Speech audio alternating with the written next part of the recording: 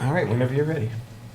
Okay, so imagine it's Saturday morning, and for most of us, that's the day where we all go grocery shopping.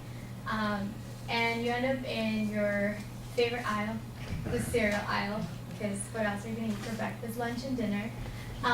And even though you've tried most of these, every time you go, you always find one that like stands out to you because like you've never seen it.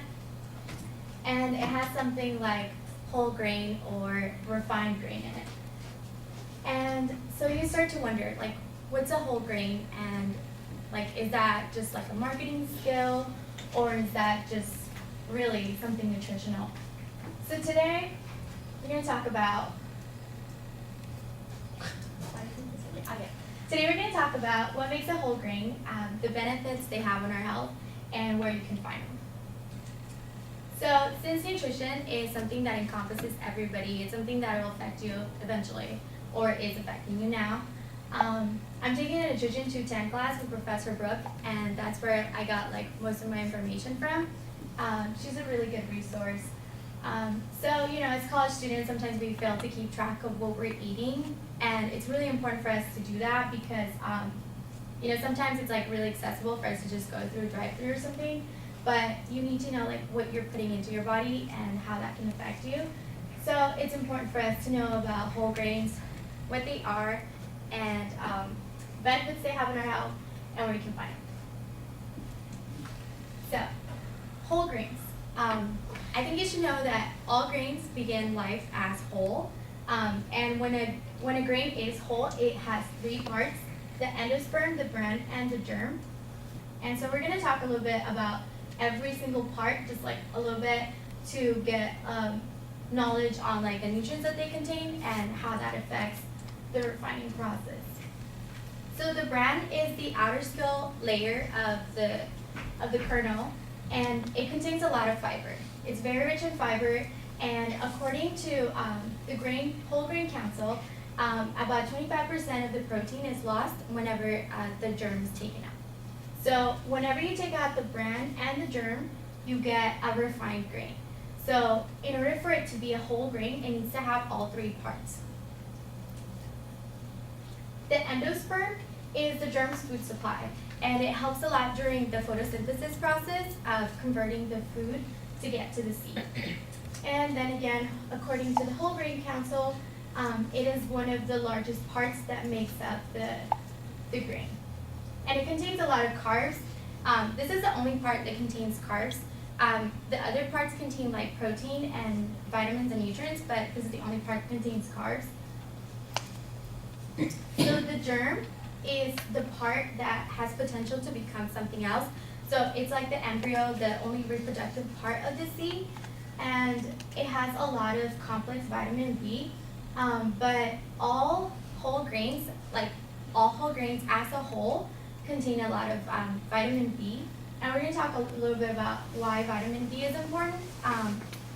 But here's like a representation of your whole grains and your refined grains. So this is when the whole grain contains all three parts: the germ, the endosperm, and the bran. And then right here is the refined grain, where you throw out the bran and the germ, and you're only left with the endosperm, which is what contains most of the carbohydrates.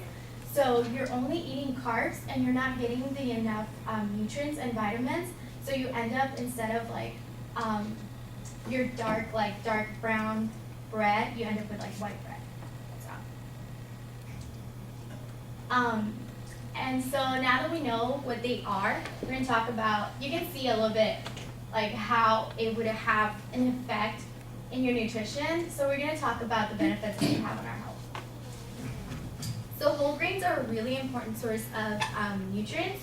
They have a lot of vitamins and minerals, and according to the American Heart Association, they suggest that we eat more whole grains than refined grains because they don't have enough fiber.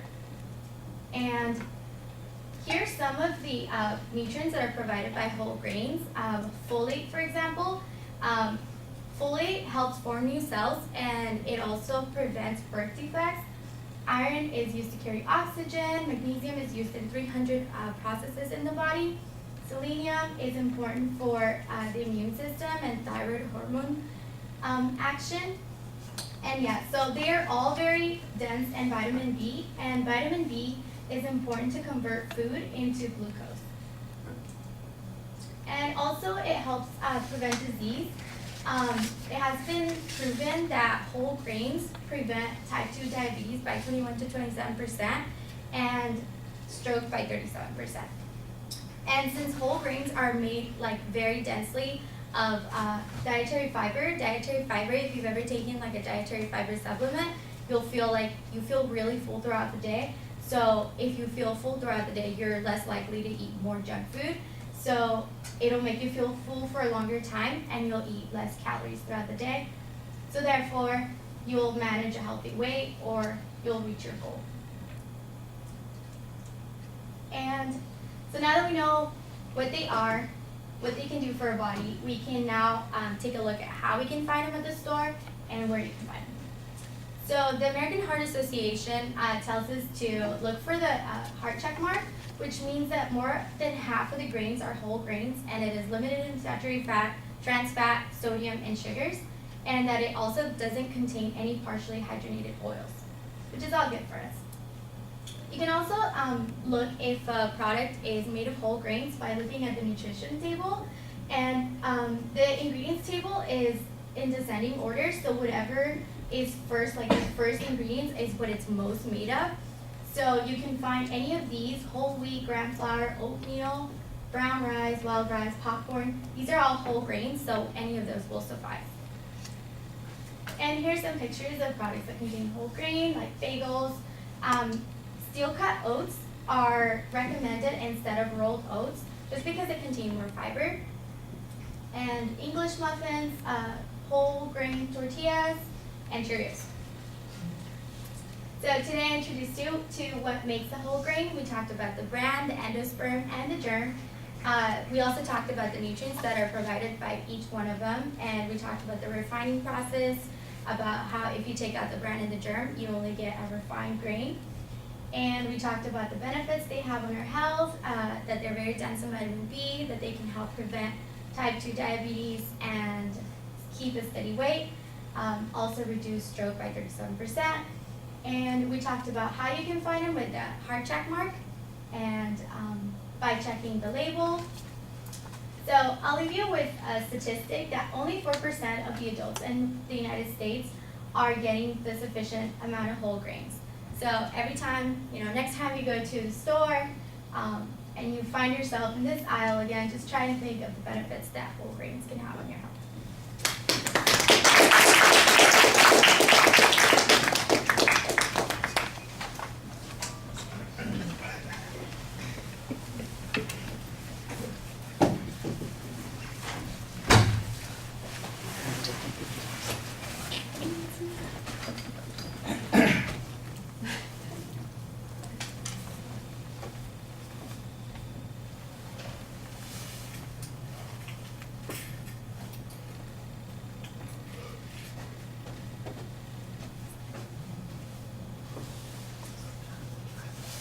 All right, Brittany, what did you think?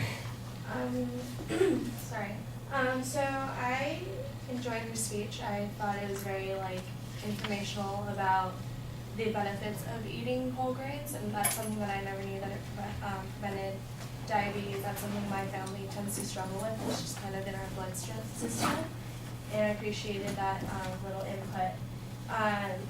I think she's very well spoken throughout the entire speech. I like how she projected her voice and she made sure she looked at everyone in the audience. The only thing that I think she could improve on is kind of like, I was facing her back the entire time and she wasn't turning. So it was just kind of like watching her back and kind of looking at the projection as well.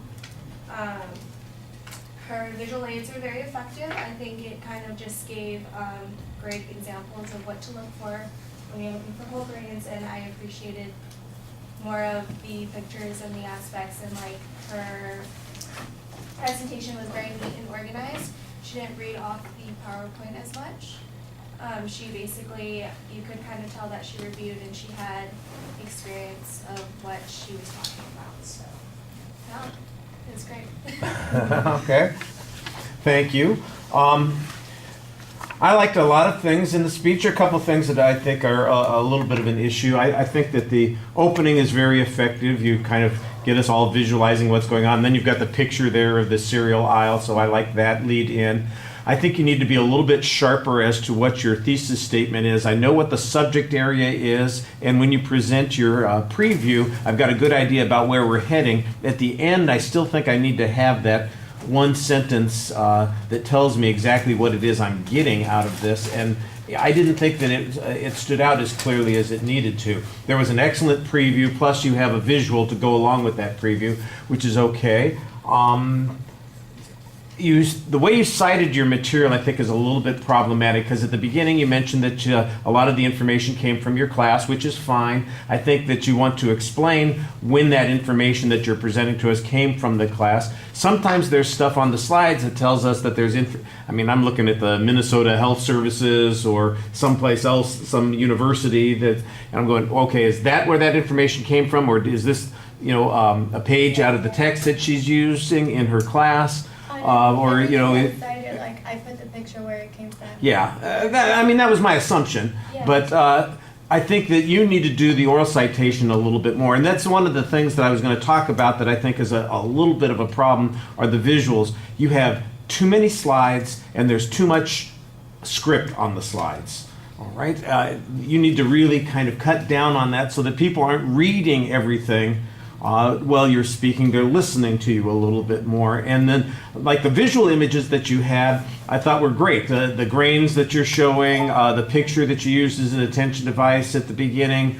I didn't even mind the preview section and the summary step, because I thought that those are good ways to kind of remind people what the content was. But on so many of those slides, you've got 7 or 8 sentences, and here's a statistic off to the right, and then here's the source citation there, that I think it gets a little distracting. And I think by the time I looked up, you were already 3 slides in, and I'm making a notation on it, and I know that a couple of slides went by that I didn't even get a chance to see. So I think you've got too much information on the slides, and you've got too many slides. Now, Tiffany, yes. Tiffany said, Brittany said that, I said Tiffany twice. Brittany said that she thought that you were kind of turned sideways sometimes, and I did see occasionally that you started to deliver your speech a little bit to the screen. One of the advantages of using visual materials is that it's like having an outline without having the outline in your hands. It's right behind you, and you can kind of refer to it. The problem is that the temptation sometimes is to look at what you've got there, and I didn't think that you forgot the audience, but you went out of the speech and disengaged several times. You always came back, and I think that you sound very good when you're speaking. The delivery part is not the thing that we're emphasizing right now, but you did a pretty good job on that, but that'll be something that you're going to have to watch out for. All right, thank you.